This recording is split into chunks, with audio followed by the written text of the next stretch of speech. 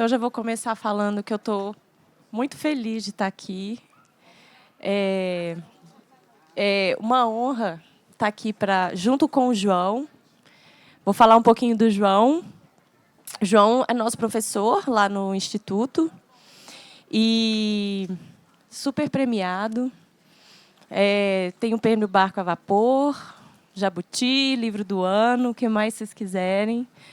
Mas, acima de tudo, acho que o João é dono de um olhar muito clínico, muito preciso, muito generoso ao mesmo tempo para os textos que passam por nós ali no nosso curso.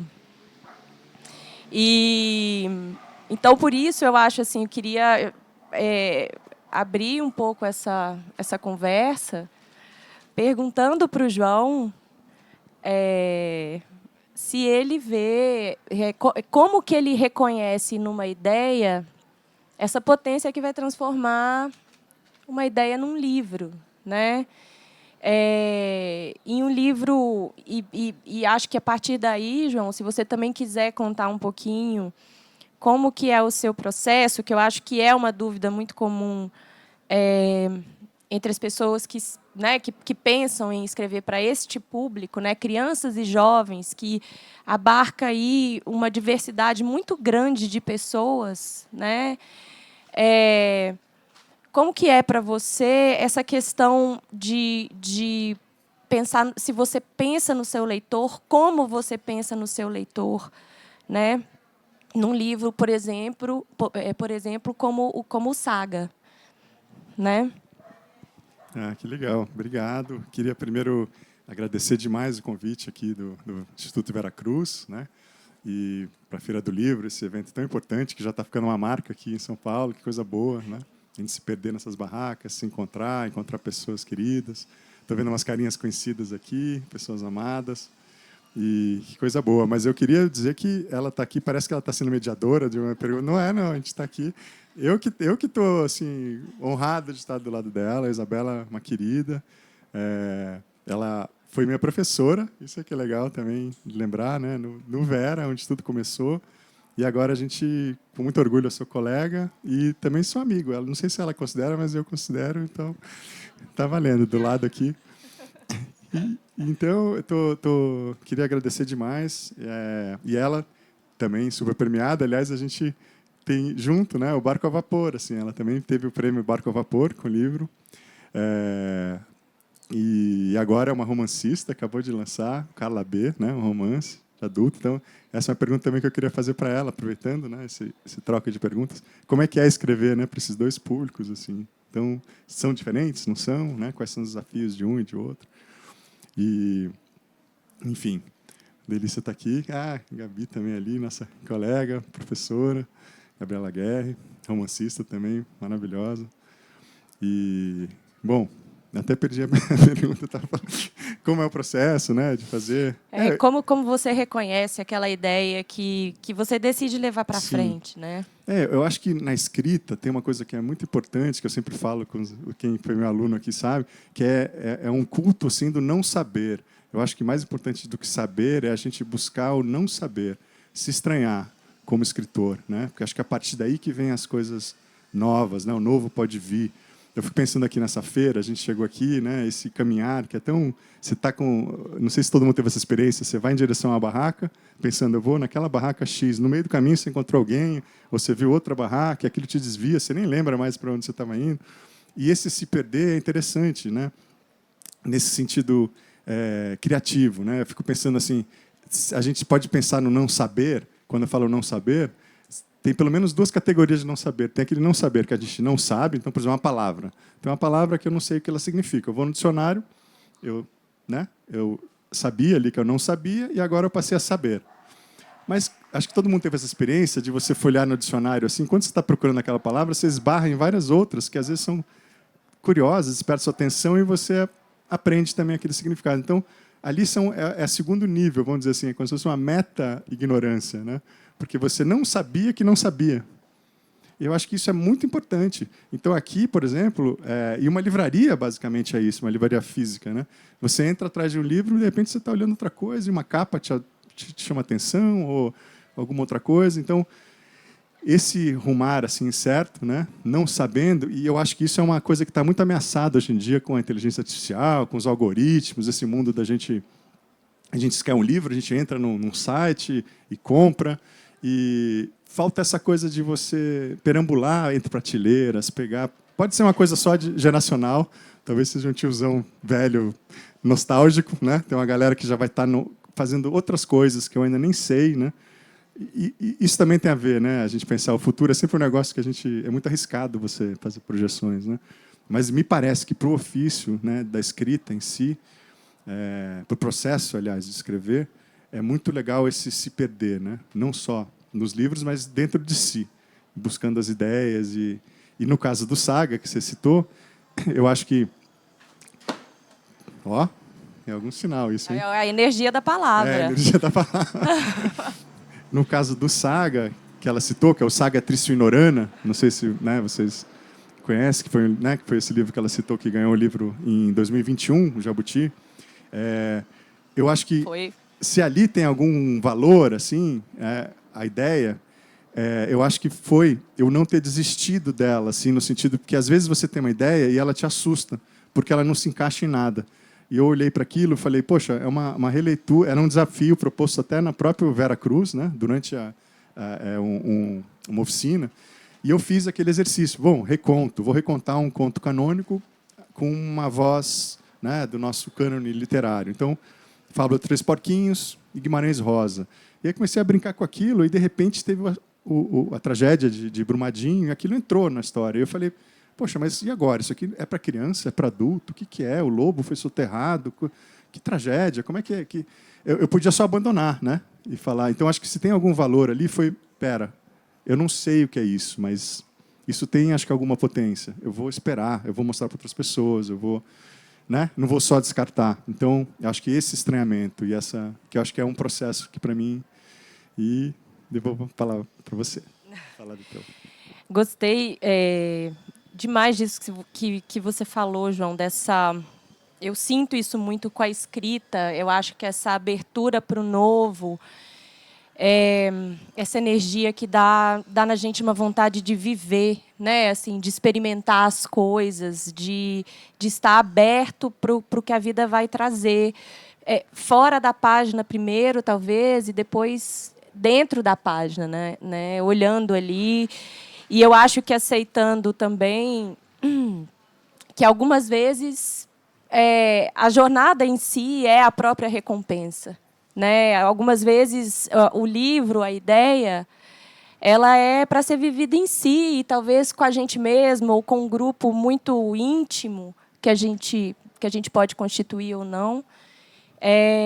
Não necessariamente ser sempre um livro, né? Eu acho que a escrita também tem esse lugar desse experimentar nesse sentido, né? Você se experimentar.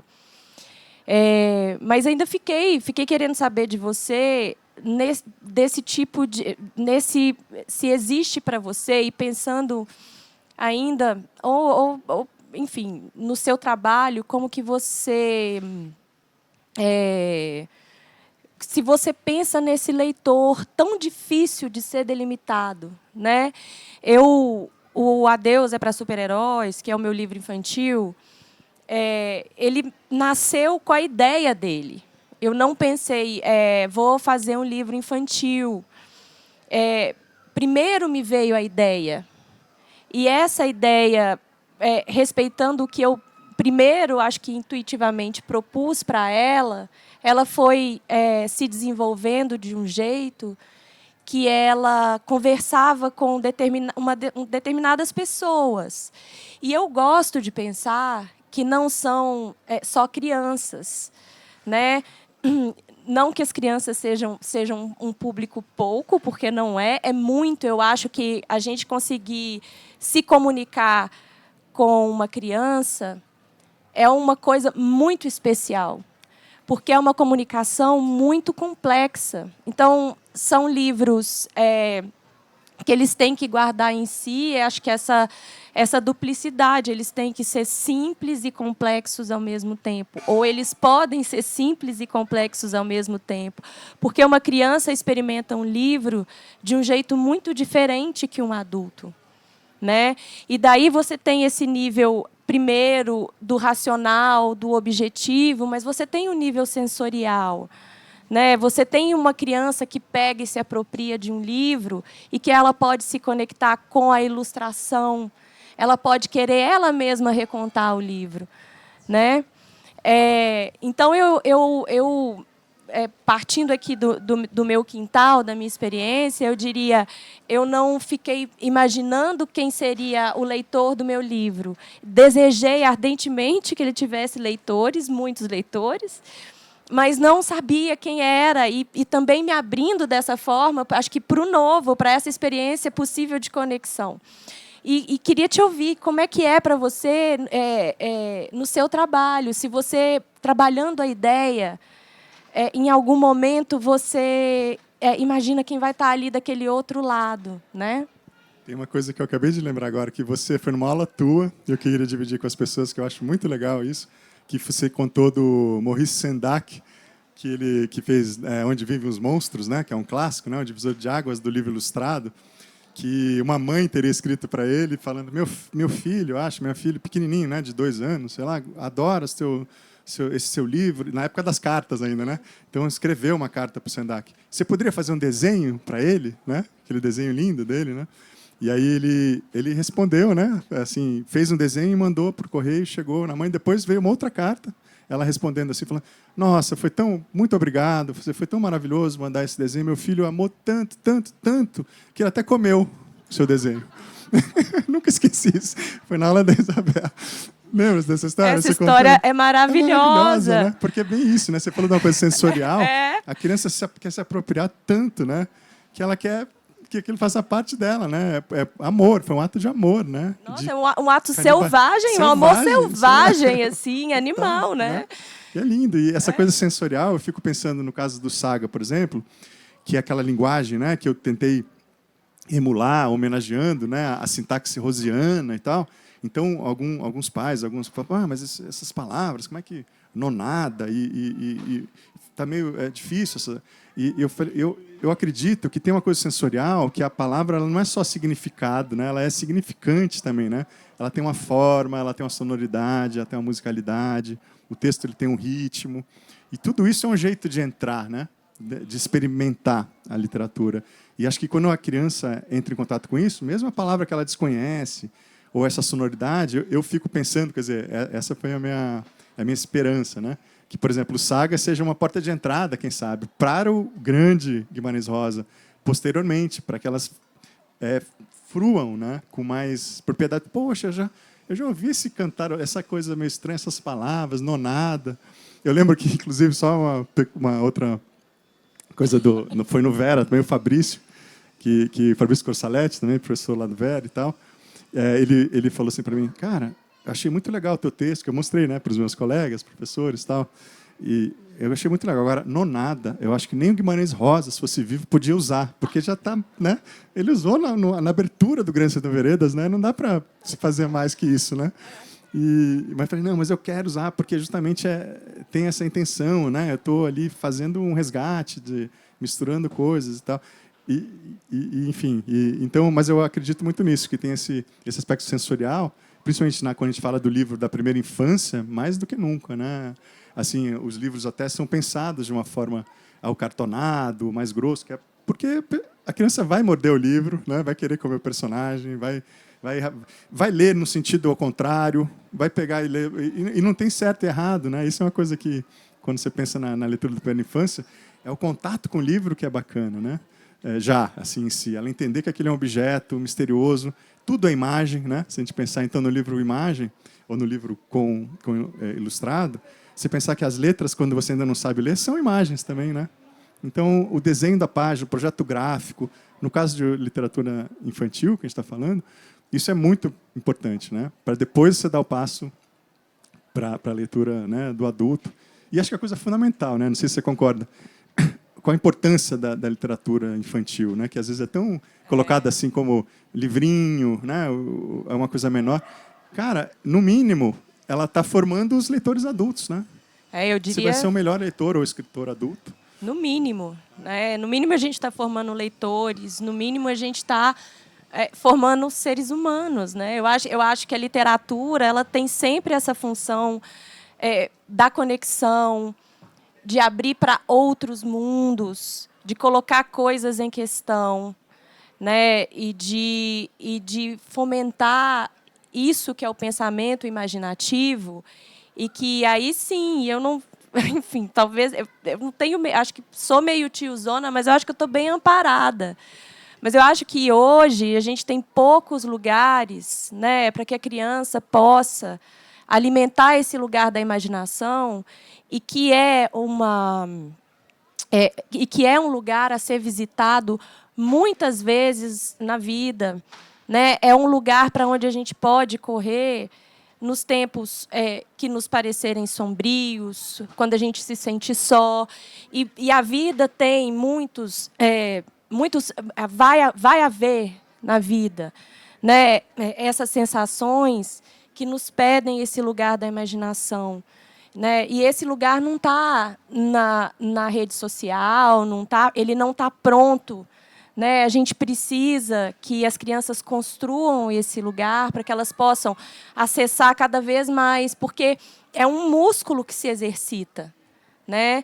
A gente precisa não só de formar leitores, mas a gente também precisa de formar escritores, pessoas que sejam capazes de olhar para o mundo criticamente, sensivelmente, né? E de criar isso que eu acho que é tão bonito, que é essa possibilidade de conexão pelas palavras, da linguagem, né? De perpetuar e de continuar, acho que celebrando esta ferramenta que nós temos, com todas as suas virtudes e todas as suas limitações. É lindo você fala, né? Porque acho que as pessoas que têm curiosidade de saber como é que é o ofício e tal, elas pensam assim no ofício sempre muito solitário, o escritor sozinho naquele momento, e tem essa dimensão realmente. Mas também é bonito pensar que é um ofício solidário, né? No sentido que a gente está espalhando a palavra, né? No melhor sentido. A gente falou aqui do aspecto estético, que o livro infantil ele é um objeto estético também, mas ele tem uma dimensão ética, né? Que é isso que você estava falando, essa dimensão cidadã, né? Porque não existe o ser humano, que nem a Simone de Beauvoir falava, não se nasce mulher, torna-se, né? A gente, na verdade, nasce ser humano, assim, a gente se torna ser humano na cultura, né? Então, assim, o gato, ele nasce gato já, né? Tem todo o equipamento instintivo para ser gato e dificilmente ele vai fazer coisas fora do padrão, né?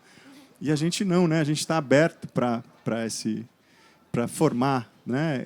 Esse sentido ético das escolhas, né? Então acho que muito bonito isso que você falou dessa dimensão também do livro, né? Eu pensei, agora você falou o gato e eu já pensei que lendo a gente pode experimentar ser um gato, né? Se a gente está lendo um livro e o nosso personagem é um gato, um bom gato, um gato mau, né? A literatura permite para a gente experimentar sentimentos difíceis, e a criança, né, e o jovem podem começar desde então. Eu acho que isso nos torna mais humanos, né? Poder visitar até esse lado mais sombrio, assim, né? Ou acompanhar um personagem que não é um personagem super agradável, mas sentir interesse por aquela pessoa e se identificar um pouco com ela e se assustar um pouco com essa identificação. Opa, mas eu estou me vendo aqui e será que está tudo bem? E está tudo bem. Né? A literatura está ali para falar, está tudo bem. Né? Somos todos assim, somos todos humanos aqui. Lindo. Né? E uma imagem também que eu acho muito bonita, eu não sei quem falou, mas o que eu sempre repito é que o livro ele é janela e espelho, tem essas dimensões, né? Então ele é janela no sentido que ele se abre para a alteridade, né? Ele abre para o outro, para o mundo, né? E a gente desenvolve a empatia, porque a gente vê as diversas formas de ser no mundo.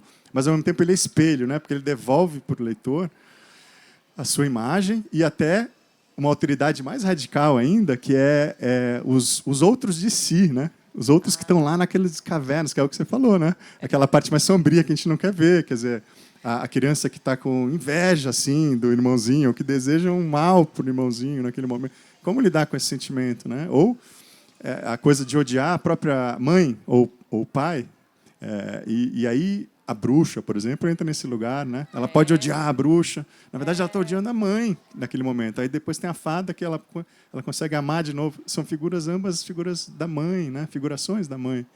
E então essa possibilidade, e a coisa que você falou da repetição, acho que é muito importante, né? Você pode ter a coisa mais terrível, o maior medo, ela toca naquele medo, mas ele acaba, né? Ele está controlado, ele está sendo lido à beira da cama por uma pessoa amada.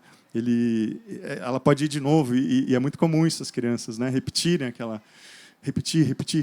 Quer dizer, experimentar esse medo, mas ao mesmo tempo ficar apaziguado no final, né? Então essa função também é muito importante, né? Eu acho que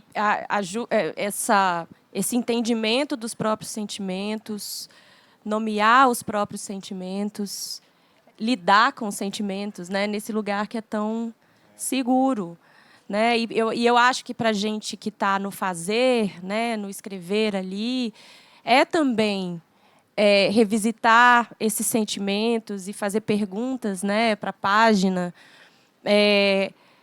Talvez sem esperar que ela responda, né? Talvez ela vá ajudar a gente a perguntar um pouco mais, a fazer novas perguntas sobre coisas que estão aí há muito tempo. Mas a gente também, né? Se está muito colocado, acho, nessa aventura ali proposta pela história, né? Onde, João, você costuma achar inspiração? Assim, você acha que você vai mais para outros livros? Então, acho que te interessa mais essa conversa com outros autores? Ou você tem alguma coisa, acho que do dia a dia? Onde que você acha que bate mais para você, assim? Eu acho que as duas coisas, né? Eu vi outro dia alguém explicando que o recurso importante para todo mundo que quer ser escritor é você ter tipo uma composteira, assim, metafórica, onde você coloca todas as suas, né? Você viveu um negócio, uma sensação, uma emoção, um medo, uma coisa que você ouviu no ônibus, pegou ali um pedaço de conversa. Tudo isso vai misturando e vai compostando ali, né? E é matéria vertente, né? Para usar a expressão do Guimarães Rosa, né? Do Riobaldo, para você depois produzir. Mas é claro que também a literatura, quanto mais você lê de um jeito onívoro, né? Realmente lê de tudo, assim, né? E eu acho que aí tem uma coisa que eu queria dizer também que é importante, eu acho, que a transgressão também tem um papel na formação leitora. Então a criança lê às vezes um livro que não devia também. Também a gente não tem esse controle, né? E todos nós, se a gente for sincero com nós mesmos, os adultos, já fizemos isso, né? Então essa pequena transgressão de pegar aquele livro que isso aqui não é para criança, tal, e, né? É isso, acho que tudo faz parte e a transgressão também tem um papel. Então a gente vai se constituindo nessa. Então o meu processo é muito caótico. Eu na verdade tenho muita inveja assim dos escritores que falam assim, eu tenho um método, eu acordo sempre de manhã, tomo um banho gelado, faço 5 flexões e como não sei o quê, e escrevo pelo menos num parágrafo. Eu não tenho assim, pode acontecer isso, como pode não acontecer, e eu tento respeitar essa confusão minha. Eu acho que a receita do bolo não deve existir mesmo, né? Acho que tem que ser buscada, né? E eu acho que aí a gente pode pegar um gancho que é do Vera Cruz e falar um pouco disso, que eu acho que talvez seja uma dúvida das pessoas, né? É possível aprender a escrever, né? A gente vai ensinar alguém a escrever no sentido que tem uma formulinha, faz assim, porque tem muitos cursos às vezes que se propõem a isso, né? Eu vou te ensinar. É fácil, personagem, tem um conflito, aí depois na página tal você dá uma virada. Isso a inteligência artificial, inclusive, vai fazer muito bem, né? E já está fazendo, acho que em roteiros de filmes para cinema e tal. Mas e aquele outro buraco que escapa, né? Que a gente não consegue. Então, nesse sentido que eu acho que a gente podia falar um pouquinho o que você acha do Vera nesse sentido, ou da tua mesma experiência como professora, né? Como você vê esse... Eu acho, isso do ensino da escrita, eu acho que é possível a gente, sem dúvida é possível a gente ensinar a escrever, mas eu acho que a gente tem que dizer o que é ensinar a escrever, né? Ensinar a escrever principalmente criar condições, eu acho, um espaço em que caiba muita leitura e que caiba principalmente também muita escrita, né? É um convite, e eu acho que é normalmente um convite que as pessoas atendem, e eu também fiz durante muito tempo o curso, e eu acho que a gente continua sempre nesse modo curso, no sentido de que a gente é convidado a abrir na nossa agenda, na rotina, um espaço para atender esse desejo, que normalmente é um desejo muito antigo, muito guardado, muito adiado. E o curso permite que a gente atenda com um compromisso. A gente começa o curso com essa preocupação de ajudar o aluno a nomear aquilo que ele percebe intuitivamente no texto. Dar nome, né? Botar em palavras aquilo que já está na cabeça dele. Isso é super importante. É importante, inclusive, para que ele possa se abrir para a transgressão, para transgredir depois, né? A gente incentiva sempre o trabalho autoral. Então, nós somos abertos e curiosos, né, aos textos que recebemos. E existe no curso esse compromisso de ajudar o aluno a olhar para qualquer texto, o seu próprio, principalmente, mas os textos de outros, dos colegas, de autores publicados, criticamente, entendendo o que está sendo feito ali, os procedimentos, sem perder o espaço do encantamento, que eu acho que é sempre essencial, e de colocar na própria rotina a escrita. Porque essa é uma... para mim, é uma constatação muito poderosa, que a gente é escritor escrevendo. E muito poucas vezes isso acontece de uma forma que eu acho que às vezes a gente idealiza, quase milagrosa.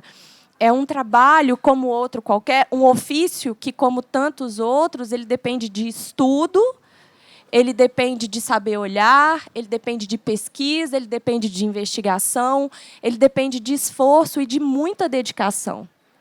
Então, eu acho que escritores diferentes têm processos diferentes.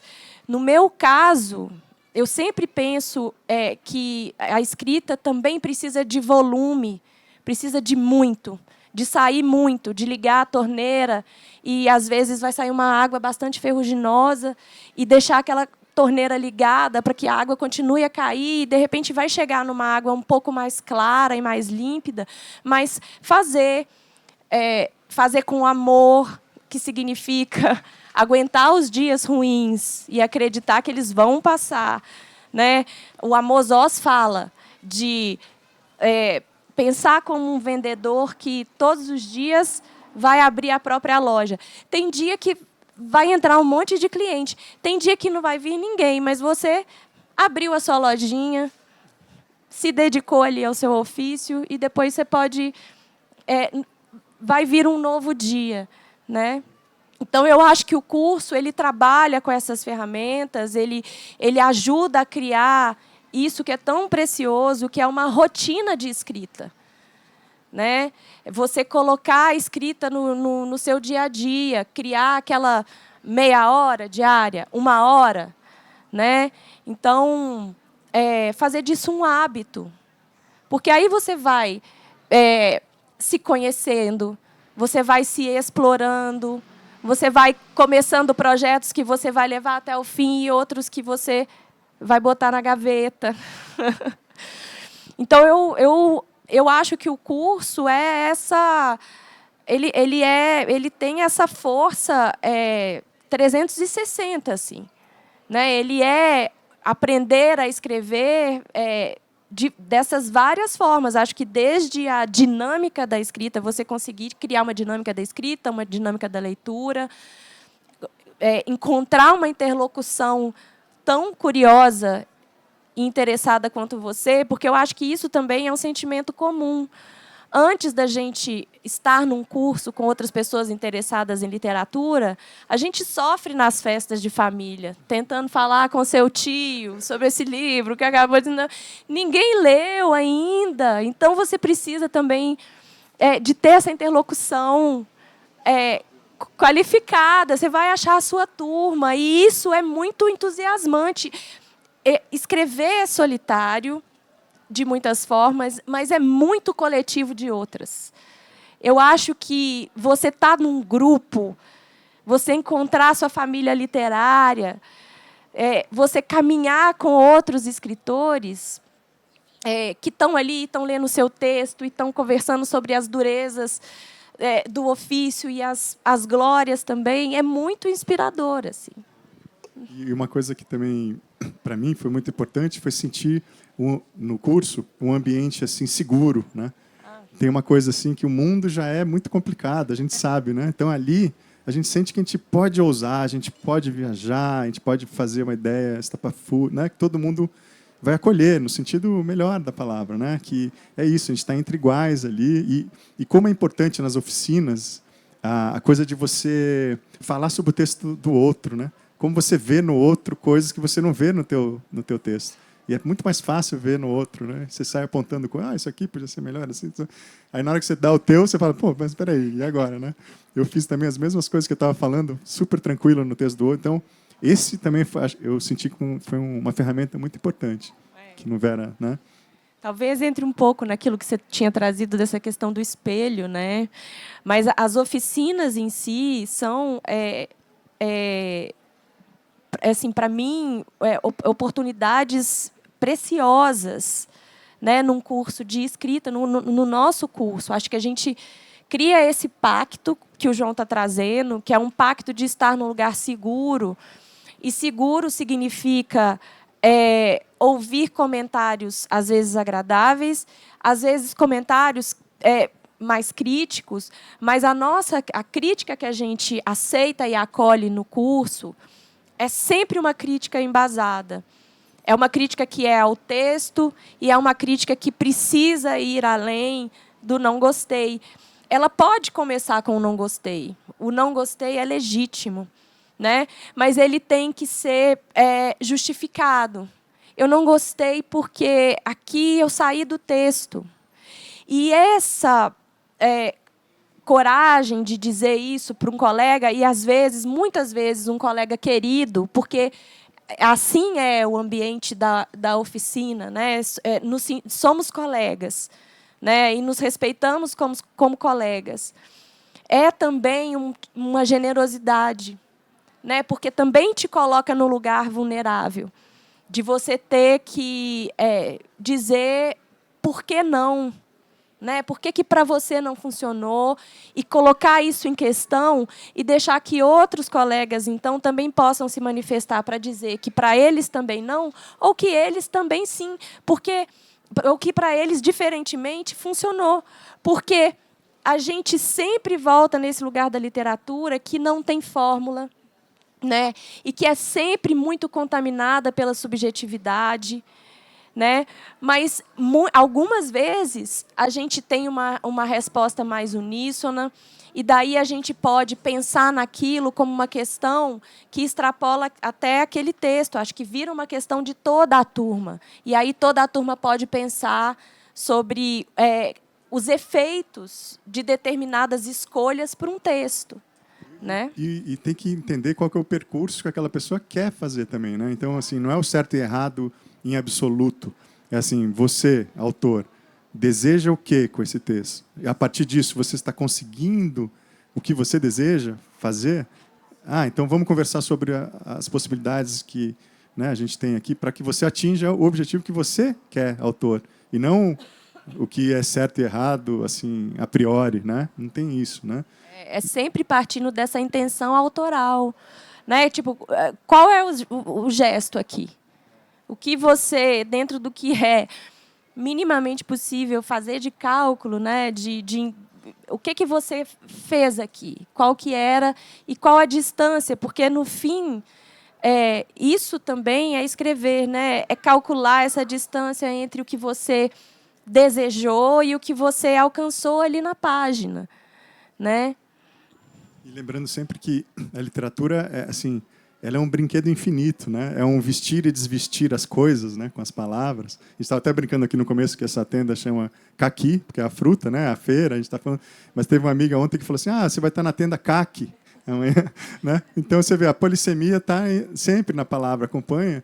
E eu fico lembrando assim uma lembrança mais antiga que eu tenho, assim, de brincadeira, lembrança mais antiga que eu tenho na vida. Eu pequenininho brincando com um amigo, eu devia ter 4 anos, e ele pedia um brinquedo, ele falava, sei lá, vê a bola, quero a bola, e eu pegava o carrinho, eu comecei a brincar com isso, eu dava uma outra coisa.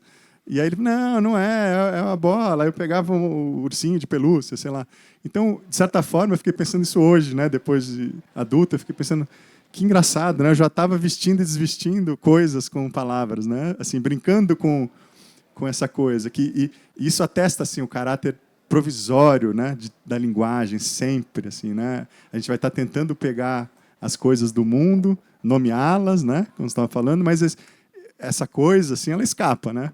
Você nomeou, pá, né? É quase uma pequena lápidezinha, né? A palavra ela dá o significado, mas ela também mata um pouquinho a palavra naquele momento. E a coisa mesmo, que a Clarice Lispector falava, né? Esse real dos lacanianos, né? Essa coisa que ela sempre vai escapar. Ela é indizível, né? Ela é da ordem do inefável. E é isso que move, né? A gente, a literatura, nós seres dentro da linguagem, né? E enfim, e esse que é o barato, né? E esse brinquedo é inesgotável, nesse sentido que eu queria fazer o convite. As pessoas falam, mas tudo já foi escrito, né? O que fazer agora? Né? Não, né? Tá tudo assim, vamos em frente, né? É um convite mesmo, né? Pessoas, quem tem essa vontade, né? Traga a sua história, né? Acho que acredite nela. Acho que esse também é um convite do curso, né? A gente sempre, acho que escrevendo a gente sempre está lidando também com a gente mesmo e nem sempre o que a gente escuta dentro da gente são vozes super encorajadoras, né? E então acho que o curso traz essa possibilidade também de você afinar esse editor, né? Ou ou talvez aceitar que de vez em quando ele vai estar ali, mas acreditar na sua história, levar a sua história para frente. Se autorizar, né? Se autorizar. Se autorizar. Né? E topar tudo que você está propondo. Quando a gente começa a escrever uma história, a gente está fazendo um monte de propostas para a gente mesmo ali no texto. O que significa a aceitação radical dessa sua própria proposta? Né? De que maneira você pode exercitar isso e ainda criar uma conexão, ser capaz de criar algo que comunique com outro ser humano, né?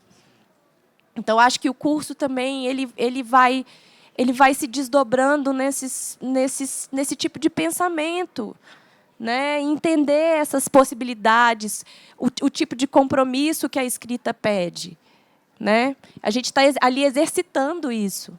E aquilo que você falou, achei muito importante, né? Do ofício, né? De você se colocar em movimento e produzindo e ter essa, como se fosse essa cenoura, né? Que tem na frente do burrico que vai andando, ter o deadline, ter o dia que você vai ter que entregar alguma coisa. Tá todo mundo esperando aquilo. É diferente você às vezes procrastinar e não saber. Ali, você vai ter que ler, você vai ter que apresentar aquilo. Então, eu acho que isso também te coloca em movimento. Você deu um exemplo do Amos Oz, eu lembro também a Fernanda Montenegro, eu achei muito bonito que ela falou, que no trabalho teatral dela, como atriz, que ela faz o trabalho do santo, ela falou assim, eu faço o trabalho, né, usando a terminologia do trabalho, né, do candomblé, eu faço o trabalho do santo. Às vezes o santo baixa, tem dias que o espetáculo é incrível, assim, acontece uma coisa muito maravilhosa, o público, a gente no palco e tal, tudo acontece, quer dizer, o santo baixou. Mas, às vezes, o santo não baixa, é um dia... Mas eu fiz o trabalho do santo igualzinho. Eu faço o trabalho, né? Sempre faço o trabalho. Eu achei bonito isso, né? Então, você faz o trabalho. Às vezes vai ter um livro, vai ter um prêmio, vai ter uma coisa, mas você vai fazendo o trabalho, né? Esse ofício, esse lado do ofício, eu acho muito importante, né? Ressaltar. E você... Adorei isso da Fernanda Montenegro. Imagina se até ela, né? Às vezes não baixa... Mas... E você falou também de a água, deixar a água sair. Eu lembrei do outro cara também, o Chuck Jones, que é um cara que faz os desenhos do Pernalonga, do Coyote, o Bip-Bip, sabe? E foi um grande, né? E ele falava assim, na ponta dos nossos pincéis, lápis, canetas, tal, tem um monte de desenhos ruins querendo sair. Deixa sair tudo. Que aí tem uma hora que sai um bom, né? E acho que isso vale também um pouco, né? Você tem que depurar, tem uma certa depuração, né, na linguagem. Certo. E se colocar no exercício. Você falou dos prazos e eu lembrei dessa matéria que eu adoro falar sobre ela, porque ela também diz muito para mim. E que eu acho que é uma outra dinâmica saudável que o curso nos traz, que é essa coisa de precisar entregar esse pensamento que, enfim, não é um pensamento batido até, né, de que a gente não termina, a gente abandona, né? E lembro sempre dessa matéria que eu li há um tempo, de um leilão que teve na Sotheby's, várias primeiras edições de livros muito famosos, assim, best-sellers internacionais, revistos pelos autores, todos super anotados assim do lado. Corte, e palavra, e trocas. Então, o texto é isso também, né? Ele está sempre vivo e nós, em algum momento, enfim, ou sempre, somos leitores do nosso próprio texto. E cada vez que a gente lê, a gente vai querer mudar alguma coisa, vai querer melhorar. Não sei se é melhorar a palavra, mas estar em um curso e ter que trabalhar com um prazo, com uma entrega, também é uma possibilidade de aprender a lidar com esse sentimento, né? Porque eu acho que ele não vai embora, ele continua aqui. Mas a gente aprende que ele vai estar lá e que a gente precisa entregar e que não necessariamente a gente não vai se esgotar com esse livro, haverá um próximo, né? E esse caminho é um caminho sempre... acho que o aprendizado da escrita é o aprendizado da gente lidando com a gente mesmo, né? Mais do que a coisa do fazer, né? Que o fazer é esse, é fazer sempre, né? O volume, estar sempre escrevendo, estar sempre pensando, né? Se colocar nesse lugar. Mas eu acho que tem esse aprendizado da gente com as nossas próprias questões, né? E que bom que é a gente se confrontar com isso, né? Se colocar nesse lugar de confronto com a gente. E pensando assim, a gente aqui teve assim, a felicidade, né, de ter prêmios legais, mas assim não se prender a isso também. Acho que muita gente fica, nossa, mas o prêmio, eu preciso ganhar o prêmio para me autorizar ou para ter uma chancela de alguém. E às vezes o prêmio até joga contra, né? Você ganha um prêmio assim às vezes muito legal, você fala, pô, e agora, né? O que eu faço na sequência disso, né? Tem que superar o que foi. E não, né? A gente tem que... Paulo Leminski falava uma coisa legal, já que a gente está falando de infância e tal, em vez do era uma vez, ele falava erra uma vez. Que ele gostava muito dessa pergunta. Erra uma vez. E tem o Beckett, né, aquele famoso, né? Fracasso, né? Fracassar de novo, fracassar mais uma vez, tentar de novo, fracassar novamente, fracassar melhor. Então, acho que é isso, né? A gente vai estar sempre fracassando de alguma forma em relação a isso que a gente está falando. A linguagem não vai dar conta e a gente vai estar buscando. Essa é a graça também, né? É a angústia e é a graça, né, do fazer literário. Sem dúvida, né? Que jornada é essa da gente se amigar com a possibilidade de falhar, né? E entender e viver isso com a mesma intensidade de um grande sucesso. É um aprendizado, acho que é uma jornada e a coragem para a gente se colocar nela. né? Estar nela e se abrir a ela nesse lugar que eu sempre acho gostoso, que é o lugar de ser aluno. Né? Eu acho que a gente nunca deixa de ser, na melhor das hipóteses, a gente nunca deixa de ser aluno. A gente está sempre nesse lugar de aprender, de ouvir, de poder falhar. Né? Escrever, eu tenho uma outra frase que é bonita, do David Foster Wallace, que ele fala, escrever com a parte que ama, mais do que com a parte que quer ser amada. Ai, que Isso bonito. é bonito, né? Porque tem a ver com isso que a gente falou dos prêmios também, né? Tudo bem, é legal demais, né? Você ter um reconhecimento, mas e a tua verdade, né? E a tua história indo para frente? Às vezes, e prêmio é uma coisa muito imponderável, né? Assim, muda, poderia ser outros juízes, seria outro veredito, né? E mesmo os mesmos juízes pensam coisas diferentes às vezes em situações. Então, e tem o espírito do tempo influenciando, tem modismos, tem muitas coisas, né? E coisas até não tão legais, né? Que interferem nesses bastidores todos. A gente sabe disso. Então, não se prender nisso, né? Sem dúvida, eu acho que escrever para respeitar a sua própria ideia, escrever para realizar a sua própria ideia, escrever para ver essa ideia se cumprindo como jornada, né?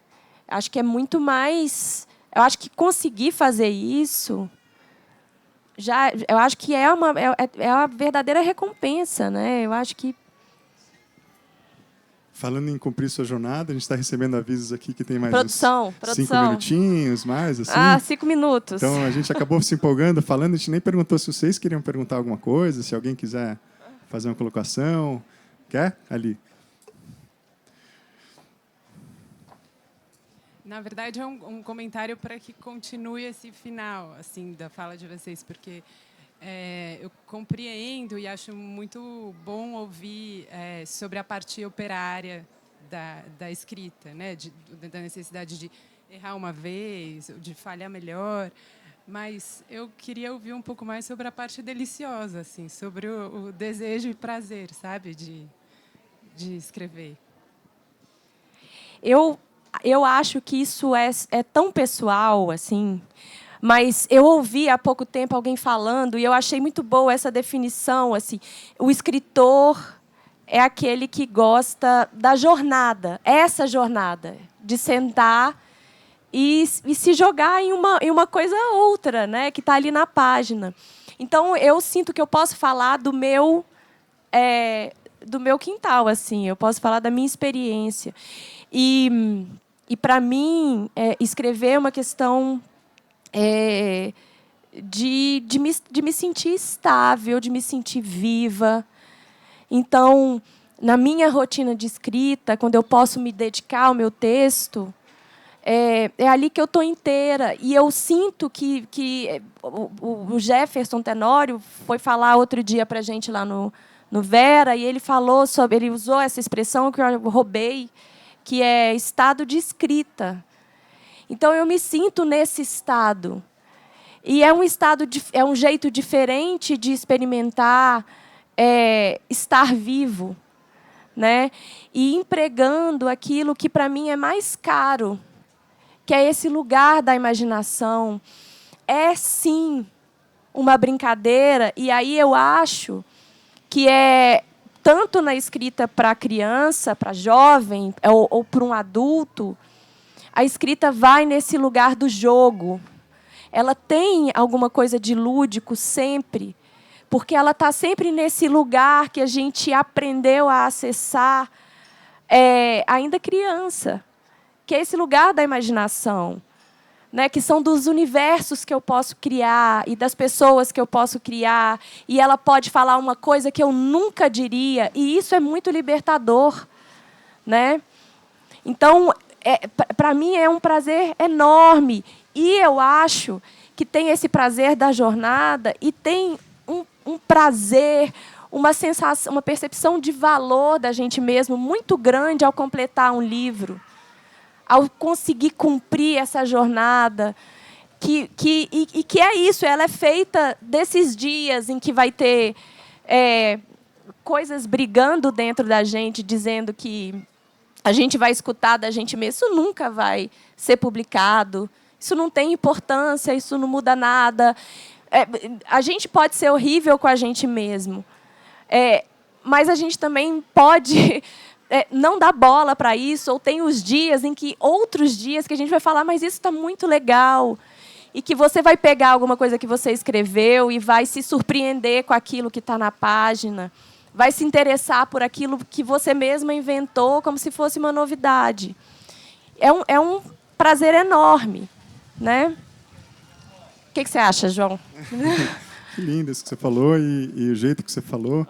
E uma das coisas que eu esqueci de falar na abertura, que uma das coisas também que eu adoro na Isabela, é o fato dela ser mineira, que eu tenho grandes amores mineiros. Aliás, estou vendo 2 queridos amigos mineiros ali.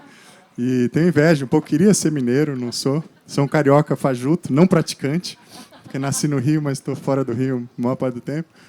E, sim, esse percurso, né, e o prazer. Tinha uma coisa que eu ia falar que agora me escapou. Eu ia falar das crianças. Dos afetos, né? Como é importante o afeto na escrita, né? E eu lembro assim puxando da minha infância também, meu avô que escrevia cartas para mim quando eu morava num outro país, né? E ele não podia viajar para lá e tal. Ele recortava personagens do jornal e fazia cartas como se o personagem estivesse falando comigo. Então, o Pato Donald, não sei o quê, passou por aqui, perguntou não sei o quê para você, como é que você está e tal. Então, essa coisa da ficção e da imaginação está desde cedo. E para amarrar com uma fala aqui também do Vera, de um colega nosso, o Julian Fuchs, ele falou umas coisas muito bonitas, e ele escreveu o último texto, não sei se vocês viram, quem acompanha ele falando das células que se modificam no corpo, né? E que, mais ou menos, num período de uma década, a gente muda tudo na gente, né? Praticamente. Todas as células do corpo já são outras. A gente olha uma foto da gente criança, como é que é? A gente é aquela criança, a gente é o que a gente foi o ano passado, né? Tudo isso modifica, essas células estão se modificando. As células da pele, ele fala, né? Que é onde a gente mais tem contato com as pessoas, são células já mortas, né? Então tem um mistério nessa coisa das células, essa impermanência celular, molecular, e uma certa sensação de permanência, né? Mas aí ele conclui dizendo assim, e as células que menos se modificam são alguns neurônios e as células estriadas da musculatura cardíaca. Então ele falou assim, é bonito pensar isso, que o cérebro e o coração são as coisas que são mais permanentes no nosso ser biológico mesmo, né? E que isso, metaforicamente, amarra bem com o que a gente está querendo falar, né? Essa identidade que atravessa a impermanência. É o cérebro e o coração junto, né? O afeto, o que nos faz humanos, de certa forma, né? O intelecto e os sentimentos, as emoções, né? E acho que se a gente puder passar isso para as crianças, né, logo cedo, de uma forma bacana, prazerosa, né? Acho que isso só pode ser bom, né? Me parece. Mas é isso. Obrigado, pessoal. Obrigado, Isa. Eu acho que a gente tem tempo de mais uma pergunta, se alguém quiser fazer. Enquanto vocês... você quer...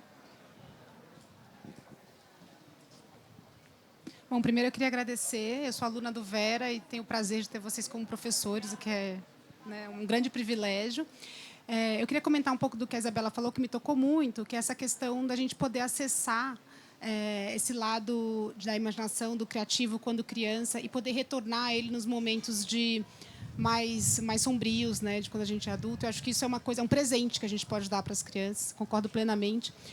Mas eu acho também que, às vezes, a gente, quando crianças, dependendo, enfim, da nossa infância, e hoje em dia eu vejo isso muito nas algumas infâncias, né, aí também a tia Zona falando, um pouco perdidas, mas que, quando adulto, eu, pelo menos, tive essa sensação de conseguir criar esse lugar para mim adulta por meio da leitura e da escrita. Então, eu achei muito emocionante isso que vocês falaram, assim, não sei se vocês também têm essa percepção, né, da possibilidade de criação desse espaço para si mesmo, né, de um porto seguro interno baseado na leitura e na escrita. Eu sou super partidária aí disso. Eu tinha uma pergunta muito boba para fazer sobre a correção das oficinas e tal, não sei o quê, mas eu acho que nesse momento filosófico ela não cabe. Depois eu faço. Bom, então isso eu vou comentar. Eu concordo com você, assim, Mari, dessa possibilidade de sempre voltar a exercitar esse músculo, né? Esse eterno andar de bicicleta, né?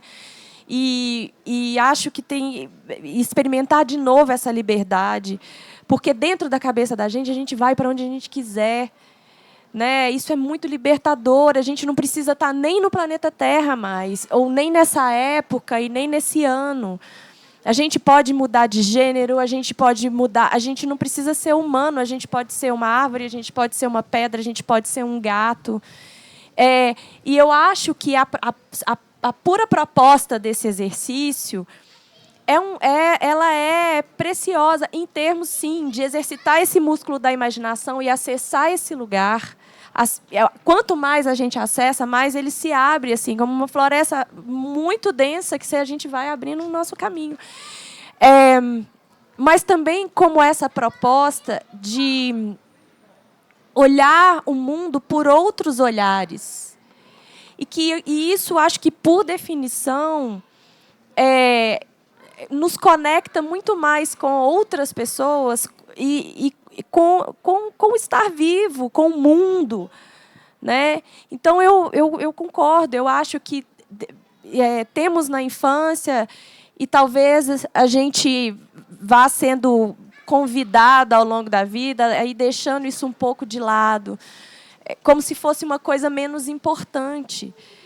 E eu, especialmente assim na pandemia, fui me dando conta do quanto assim, para mim, eu não posso, acho que, falar por outras pessoas, mas falo sobre o meu olhar que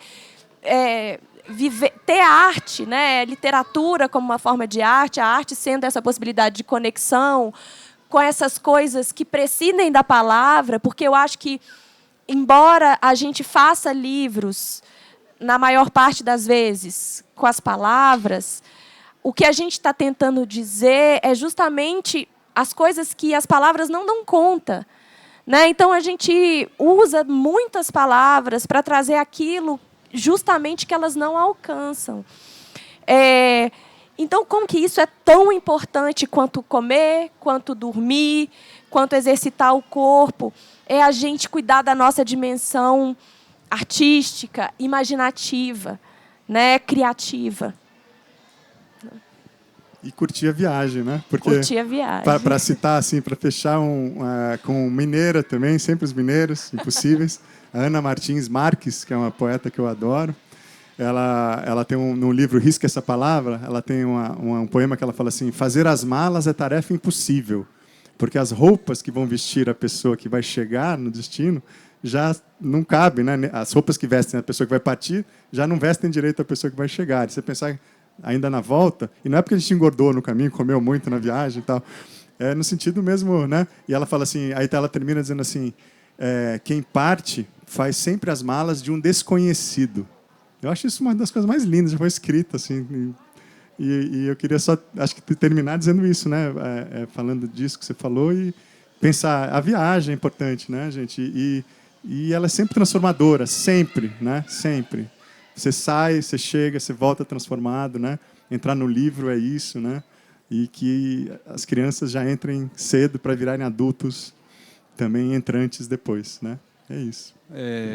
Delícia de conversa. Eu fiquei com muita vontade de ler o livro de vocês, mas como eu já li, eu vou indicar então para quem está aqui que leia O Resta Um e Carla B, 2 romances da Isabela Noronha, que saíram pela Companhia das Letras, e O Adeus para Super-Heróis, saiu pela Edições SM. Não sei se a SM está aqui na feira, mas nas outras livrarias talvez vocês encontrem. E o Saga Trisso e Norana, que saiu pela Ozé Editora, do João Luiz Guimarães. Tem mais algum que está aí? Está nas bancadas ali, tem uma barraquinha da Ozé com o Saga lá. Lá na frente. Tem mais algum livro que está aqui na feira, teu? Eu acho que não está aqui. Os outros, eu acho que não. Mas, né, pela internet, dá para achar e tal, procurar. Obrigado. Obrigado demais. Obrigada, vocês. gente. Obrigado a todos. Obrigada, João. Obrigado.